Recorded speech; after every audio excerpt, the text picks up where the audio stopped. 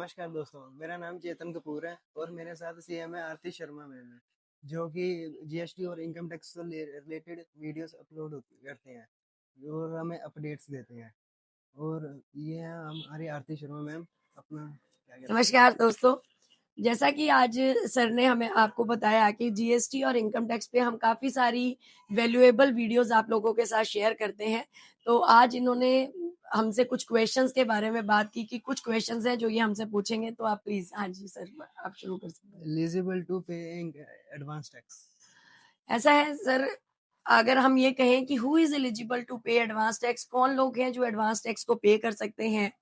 तो advance tax basically सिर्फ वही लोग जिनकी इनकम में बिजनेस एंड प्रोफेशन की इनकम इंक्लूड है, उन्हीं लोगों का जो एडवांस टैक्स है उसके लिए वो एलिजिबल है। और मोस्टली अगर आपका जो टैक्स है वो 10,000 से एक्सीड कर रहा है, तो उसी केस में आपको एडवांस टैक्स भरने की जरूरत है। और मोस्टली ये ईयरली 4 बार एडवांस टैक्स भरा जाता है। जैसे कि हम बोले 15 जून, उसके बाद फिर 3 मंथ्स, जुलाई, अगस्त, सितंबर, 15 सितंबर, फिर 15 दिसंबर और उसके बाद 15 मार्च। जी sir. How to minimise capital gain tax. Capital gain tax जैसा कि सभी लोग जानते हैं, मैंने काफी बार ये लोग बताया भी है, जैसे कि हमने आईटीआर 2 और 3 की वीडियोस अब बनाई थी, जिसमें हमने बताया था कि अगर आपके पास कैपिटल गेन आपके पास आ रहा है तो आप आईटीआर 2 और 3 फाइल कर सकते हैं।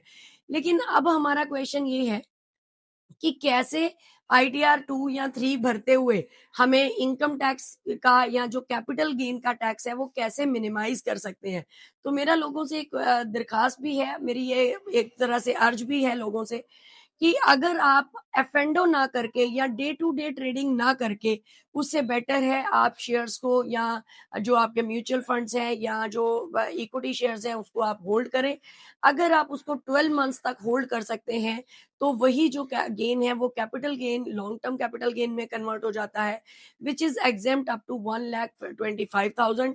तो मुझे लगता है कि अगर हम शॉर्ट टर्म में ना डील करके अगर लॉन्ग टर्म के लिए होल्डिंग में रखेंगे तो हम कैपिटल गेन टैक्स को कम कर सकते हैं। और ये कितने तक की हम इनकम टैक्स रिटर्न को फाइल कर सकते हैं? जी, जैसा कि सब लोगों का क्वेरीज ये रहता है कि अगर आजकल तो 7 लाख तक टैक्स ही नहीं लगता, तो अगर हमारी इनकम 7 लाख तक है, तो क्या ज़रूरी है कि हम टैक्स फाइल करना तब भी इनकम टैक्स की रिटर्न फाइल करना ज़रूरी है? तो मेरा आंसर स्ट्रेट वे हाँ है कि अगर 7 लाख तक तब हमारी इनकम पे टैक्स नहीं लगता। अगर हमने रिटर्न फाइल की तो तभी हमें 87 की रिबेट मिलती है। लेकिन टैक्स रिटर्न फाइल करना ज़रूरी है, क्योंकि जो मैक्सिमम एग्जम्पशन लिमिट है हमारी, that is lower than 7 lakh rupees. तो इसीलिए अगर आपकी इनकम 7 लाख से तक भी है, तो तब भी आप इनकम टैक्स रिटर्न फाइल करें और वो आपके लिए पर्सनली भी बहुत बेनिफिशियल है। ये तो मेरे इनकम टैक्स के क्वेश्चंस थे और कुछ मेरे जीएसटी के क्वेश्चंस हैं, जी सर। जो कि हम जैसे how to file appeal APL 01। जी, जी। एपीएल 01 जैसा कि हमने बताया था कि अगर आपको एसपीएल 07 अगर आपके पास आ जाए, और जैसा कि हमारी पुरानी वीडियोस को जो लोग देखा, जिन्होंने पहले भी देखा है या मैं अभी भी बोलूंगी, आप मेरे चैनल को सब्सक्राइब करें और वहां पर जाकर आप देख सकते हैं कि जो एमएनसी स्कीम है, हमने बताया जीएसटी एमएनसी स्कीम आई 2025, जिसके अंदर हमने एपीएल, हम बात करें एसपीएल 01, एसपीएल 02, लेकिन उसके साथ ही आया एसपीएल 07, जिसने हमें ये बताया कि अगर आपको डिपार्टमेंट ने रिजेक्ट कर दी है आपको एमएनसी स्कीम के अंदर, आपको ये बताया गया शायद आपने टैक्स का टाइम से नहीं भरा, या फिर आपने जो फाइल करना था आप एमएनसी स्कीम में आपने वो समय टाइम नहीं फाइल किया, तो एसपीएल 07 आ गया। अब उसके पास हमारे, अगर आप पोर्टल पे जाए, जिसका भी ये कंसर्न्ड जो भी हमारा क्लाइंट है, जो भी पार्टी है, वो अगर अपने जीएसटी लॉगिन में जाएगी, तो जहां पे न्यू एप्लीकेशन आती है वहां पर जाके अगर आप देखेंगे कि अपील्स में न्यू एप्लीकेशन में जाए और सबसे नीचे आ रही है एप्लीकेशन APL 01 अगेंस्ट SPL 07, तो आप वहां जाके आप इसको फाइल कर सकते हैं। आप अपना SPL 07 का जो आपका रेफरेंस ऑर्डर है वो लिख सकते हैं और उसके नीचे रीजन लिखें कि आपको क्यों लगता है कि डिपार्टमेंट ने आपका SPL 07 रॉन्ग दिया है, गलत दिया है। तो जो भी उसके साथ जस्टिफिएबल जो आपके पास डॉक्यूमेंट्स है उसको रेडी रखें और PDF में वो उसमें डाल दें। जैसे कि अब जीएसटी फाइल्स रिटर्न्स में HSN समरी भरनी जरूरी हो गई है, जी क्यों? जी।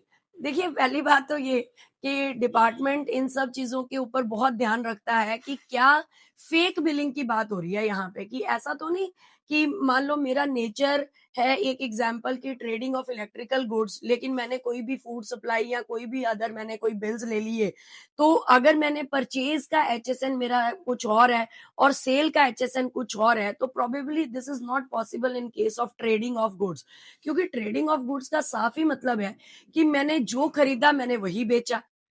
ये जो HSN चेंज हो सकते हैं, ये सिर्फ और सिर्फ मैन्युफैक्चरिंग के केस में चेंज हो सकते हैं, अदरवाइज तो ऐसा चेंज होना पॉसिबल नहीं है।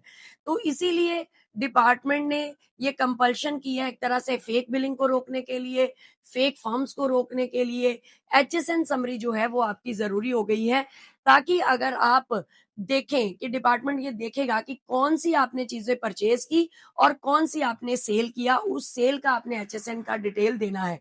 तो ये काफी जरूरी है फेक बिलिंग को रोकने के लिए, और मैं यूं कहूं कि ट्रांसपेरेंसी भी लेके आने के लिए ये जरूरी है। तो ये कुछ बातें थी जो मुझे लगता है मेरी तरफ से थी, बाकी और कुछ आप बताओ।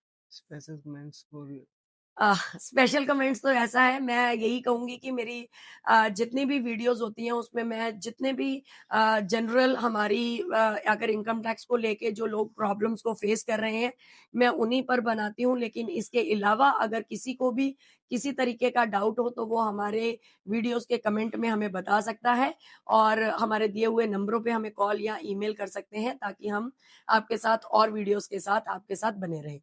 धन्यवाद।